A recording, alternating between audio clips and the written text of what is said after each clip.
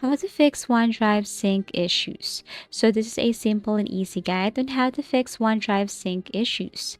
So first, you just have to simply tap this OneDrive icon right here, go to settings, and then first is you have to simply unlink this PC and log in again, or you can just simply go back to your OneDrive here, and then you have to locate this pause syncing. And what you're going to do is you have to scroll down and then click quit OneDrive.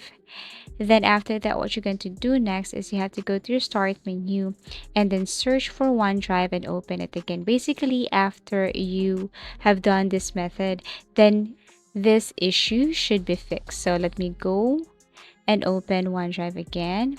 Okay, again, you have to simply go to your start menu and then type OneDrive. Then your files should appear right here. Now, if this method didn't work, then the next thing to do here is go back to your OneDrive account, go to Microsoft Edge, log in your OneDrive, and if you have upgraded your plan, if you're not using the basic version, you should see the Sync Now option right here, and all you have to do is to click that one and wait. So basically, that should solve this OneDrive sync issues. So you just have to follow any step I have mentioned earlier, and I hope this methods help. Thank you so much for watching and see you again in our next video tutorials.